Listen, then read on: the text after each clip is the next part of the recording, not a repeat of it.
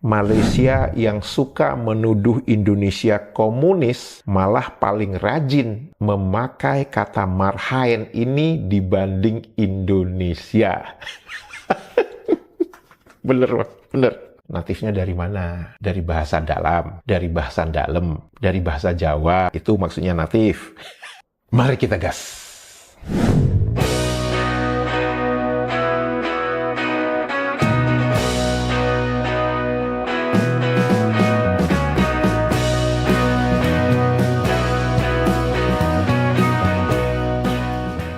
Halo, apa kabar semuanya teman-teman? Semoga kita semua dalam keadaan sehat walafiat. Amin ya robbal alamin. Selamat datang di kanal ini, kanal yang berbicara tentang perbandingan kosakata menurut Kamus Besar Bahasa Indonesia dan Kamus Bahasa Indonesia versi Malaysia. Kanal ini juga berbicara pernak-pernik dan informasi tentang negara Malaysia dan warganet Malaysia. Semoga informasi tersebut bermanfaat untuk warganet Indonesia. Video kali ini saya akan berbicara tentang satu kosakata berdasarkan permintaan dari warganet Indonesia, dan tentu saja saya akan membacakan beberapa komentar-komentar yang dituliskan oleh warganet Indonesia maupun juga warganet Malaysia.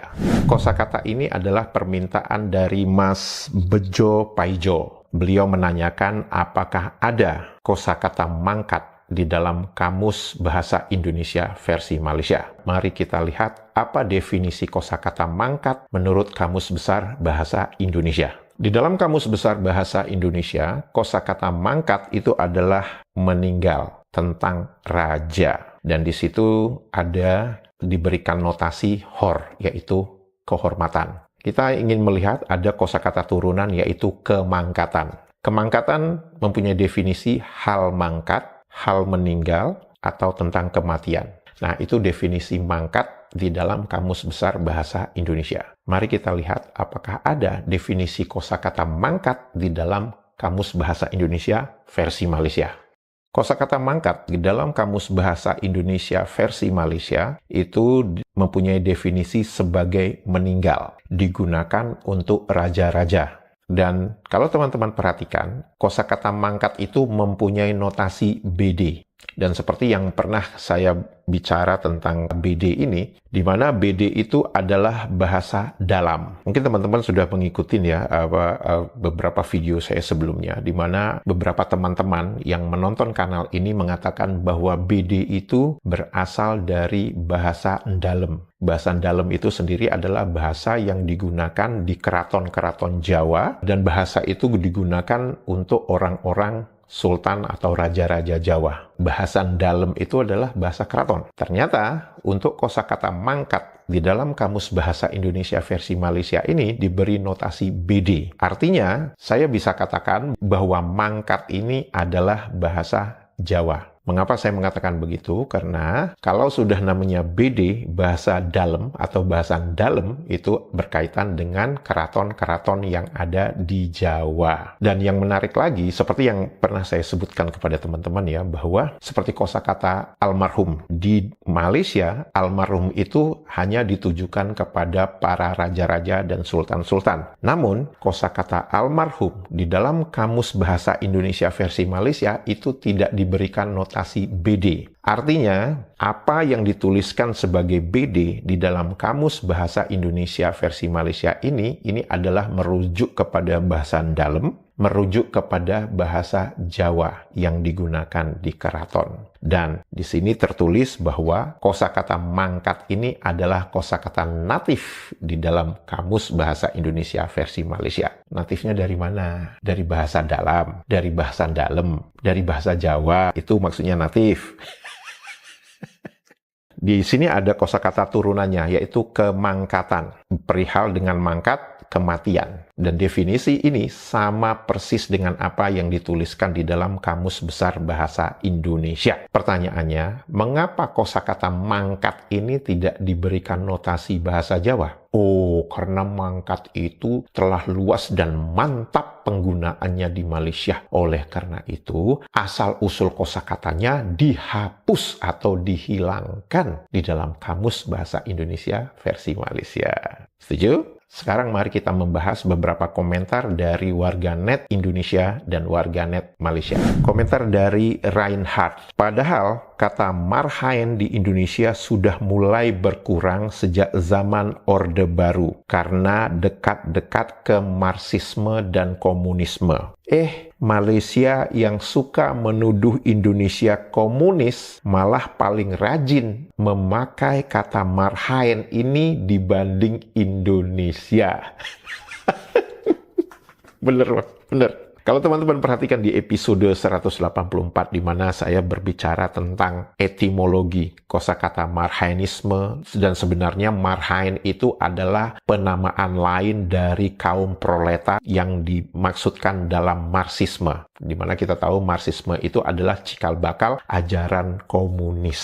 Nah, memang betul apa dikatakan Mas Reinhardt ini, bahwa kosakata marhaen ini memang jarang digunakan di Indonesia sejak zaman Orde Baru, karena marhaen ini dianggap ke arah kiri, ke arah komunis. Nah, yang menariknya yang seperti Mas Reinhardt ini katakan, Malaysia yang selalu mengatakan Indonesia itu komunis, Soekarno itu komunis, tapi ironisnya malah dengan masifnya menggunakan kosakata marhaen dalam penggunaan bahasa mereka sehari-hari. Dan lebih ironis lagi, Soekarno, orang yang warganet Malaysia itu benci, dan kosakata marhaen itu diciptakan oleh Soekarno, itu malah diklaim sebagai kosakata natif bahasa Melayu Malaysia.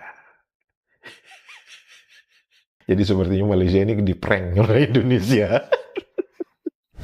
Dari Mas Jalu, dulu ketika zaman forum topik Malaysia, forum Kaskus, saya pribadi begitu emosi membaca komentar-komentar Bani Sarapan tipe M kepada bangsa Indonesia. Tapi makin kesini semakin ngakak membaca komen argumen yang mereka kemukakan bila kalah debat. Ada dua tokoh yang selalu jadi acuan sejarah mereka seakan-akan mirip hadis. Satu Hang Tua, dua P. Ramlee. Bila sudah terjepit, pasti lari ke masalah lain seperti agama, ekonomi. Berbicara tentang Hang Tuah, kan itu orang yang selalu yang dipuja-puja oleh tipe M di Malaysia ini. Menurut catatan sejarah, Hang Tuah, Hang Jebat, Hang Lekir itu adalah orang berbangsa Cina. Jadi bukan orang Melayu. Kalau ada orang Melayu mengagung-agungkan Hang Tuah, itu kita jadi bertanya, ini maksudnya apa ini? Hang ini juga digunakan di sebelah utara Malaysia, yaitu terutamanya di Kedah. Ya. Nah, di Kedah itu kalau untuk orang yang sudah akrab, untuk mengatakan kamu itu Hang. Hang pi mana? Nah, jadi maksudnya kau pergi kemana? Jadi kalau kita berbicara tentang menyingkat-nyingkat kosakata itu, saya pernah bekerja di suatu tempat. Tempatnya terpencil banget di suatu pulau, namanya Pulau Wetar. Pulau Wetar itu, yang saya ingat itu ya, saya naik kapal dari Dili. Dulu Dili itu bagian dari Indonesia, Provinsi Timur Timur. Kita naik kapal dari Dili, itu sekitar jam berapa ya? Mungkin jam 1 siang. Naik kapal, itu baru sampai ke Pulau Wetar itu jam 7 malam. Gitu ya. Dan ombaknya itu, itu saya sampai mabuk-mabuk laut ya. Ketika saya di Wetar itu, saya bertemu dengan banyak orang-orang dari Indonesia Timur, terutama orang Ambon, terutama orang Ambon. Orang Ambon ini kalau mereka berbicara, mereka juga suka menyingkat-nyingkat kata itu. Jadi, kami pi makan. Jadi maksudnya kami pergi makan. Itu sama dengan yang diucapkan oleh orang Kedah yang ada di utara Malaysia, itu yang mengatakan hang pi mana? Hang pi mana atau hang pi mana, seperti itulah. Tapi untuk penggunaan kosakata hang di Kedah itu adalah untuk orang yang sudah akrab. Jadi nggak bisa kita yang baru kenal udah langsung ngomong hang. Oh, itu bisa rame itu ceritanya. Baik, ini dari Mbak Yati Kopi. Indonesia sumber sejarah dan peradaban tertua di dunia. Malay Dash hanya ngekor alias ngekom alias halu. Nah, ini benar ya. Jadi Indonesia itu adalah pusat sejarah dunia dan itu yang coba ditutup-tutupi oleh Malaysia dengan mencoba mengklaim semua budaya, bahasa, kuliner semua mau diambil semua dari Indonesia. Dan saya juga tertawa tuh ketika ada membaca salah satu komentar dari warganet Malaysia yang mengatakan bahwa rakyat Indonesia itu buta sejarah atau miskin sejarah gitu. Jadi seolah-olah sejarah itu hanya dimiliki oleh Malaysia saja, padahal dia yang buta sejarah itu. Ya maklum aja, kaum Waham kan mikirnya memang suka kebalik-balik begitu ya. Nah, ini dari Mas Rian Sian. Baru dengar dari saya kalau salah satu tokoh kemerdekaan di Malaides melegalkan judi. Berarti hasil pungutan pajak dari judi dinikmati setiap warga negara Malaides. Betul, karena kalau kita berbicara tentang judi kasino di Malaysia yang ada di Genting Highland, itu sejarahnya itu bermula pada tahun 1965 ketika si pengusaha judi ini yang namanya Lim Goh Tong itu mula-mulanya itu ingin mengajukan proposal, ingin mengajukan usulan, ingin membangun sebuah tempat daerah liburan, begitu, daerah tinggi untuk liburan. Mengapa? Karena dia terinspirasi ketika dia mendatangi suatu tempat yang namanya Cameron Highland. Cameron Highland itu ada di Malaysia, itu daerah pegunungan ya. Si Lim Gotong itu terinspirasi dari sana, kemudian dia ingin membangun suatu tempat tujuan wisata yang dekat dengan Kuala Lumpur. Nama tempat itu sebenarnya nama aslinya Gunung Ulu Kali, maksudnya Gunung Hulu Kali ya. Nah setelah itu disetujui dan ternyata begitu jalannya udah dibangun naik sampai atas itu dan bahkan pembangunan jalannya itu diresmikan oleh Perdana Menteri Malaysia saat itu, yaitu Bapak Kemerdekaannya itu Tunku Abdul Rahman itu ya. Begitu udah diresmikan, si Lim Gotong ini memberikan saran untuk membuka kasino di atas sana gitu. Lim Gotong ini mencoba mencari acuannya untuk membuat kasino itu gimana. Akhirnya dia pergi ke Hong Kong atau ke Macau untuk mencari rujukannya untuk membuat kasino itu seperti apa. Akhirnya pada tahun 1969, izin untuk mendirikan kasino itu disetujui oleh Perdana Menteri Malaysia. Oleh karena itu saya mengatakan bahwa Bapak Kemerdekaan Malaysia itu melegalkan judi. Karena keputusan untuk membuat kasino dan mengizinkan berdirinya kasino itu ditandatangani oleh Perdana Menteri Malaysia. Baik, ini dari Mas Muammar. Ngaka om. Marhaen jadi kosakata natif di dalam Kamus Bahasa Indonesia versi Malaysia. Tetapi terjebak dengan arti petani. Di mana petani itu sebenarnya singkatan dari Penyangga Tatanan Negara Indonesia. Yang nggak suka sama pola pikir dan tingkah kaum Malaides tipe M, bukan cuma Jawa dan Cindo. Saya yang bersuku Banjar pun tidak suka. Nah, ini karena ada komentar dari salah satu warganet Malaysia yang sepertinya memang warganet Malaysia itu terbiasa dengan mengkotak-kotakkan orang. Jadi coba mengadu domba suku-suku yang ada di Indonesia yang dengan mengatakan bahwa yang nggak suka dengan Malaysia itu hanya dua saja, yaitu Cindo dengan Jawa. Dan kalau teman-teman perhatikan ya, komentar-komentar dari warganet Malaysia itu enteng banget. Mereka mengatakan bahwa, oh ya orang Jawa ini benci Malaysia. Cara berpikir mereka memang tersegmentasi ya. Cara berpikir mereka itu bukan berdasarkan mereka sebagai warga Malaysia. Enggak. Mereka hanya berpikir, ini lu apa? Lu Cina, lu Jawa, lu apa gitu. Mereka harusnya berpikir lu membawa nama negara lu. Kita melihat itu pola pendidikan mereka yang namanya persatuan itu hanya di atas permukaan saja. Karena di bawah permukaan itu nggak ada yang namanya persatuan. Karena ini terlihat dengan jelas, begitu gampangnya, begitu entengnya dia mengatakan, ini orang Jawa yang nggak suka Melayu. Jadi dia mencoba membuat pertentangan antar suku di Indonesia. Ya, kita juga tahu bahwa kosakata yang menghina-hina Jawa itu hama, itu juga berasal dari sana. Di mana mereka mencoba mengadu domba Jawa dengan suku-suku yang lain yang ada di Indonesia. Ujungnya adalah apa? Dia ingin menunjukkan bahwa Melayu itu lebih superior. Itu saja. Jadi pola-pola ini sudah terpetakan dengan jelas ya. Kita bisa melihatlah dari komentar-komentar dari warganet Malaysia itu, betapa mereka gampangnya mengatakan, oh Jawa ini hama. Pokoknya suku yang lain itu jelek, suku dia yang paling baik, yang paling benar, yang paling islami. Kan seperti itu yang coba dia tunjukkan, yang coba dia citrakan kepada kita. Tapi dia lupa bahwa dengan lu ngata-ngatain suku lain, menjelek-jelekkan suku lain, lu sebenarnya juga menjelekkan suku lu sendiri gitu. Nah, ini dari Mas Hikmat Suryawan. Ikutan komen bantulah orang lain untuk maju, bukan dengan menghina atau memberi ancaman yang menakut-nakuti atau memperolok-olokkan, tapi untuk orang normal. Untuk tipe M, akan merendahkan orang lain yang membutuhkannya. Maaf, pakai butuh.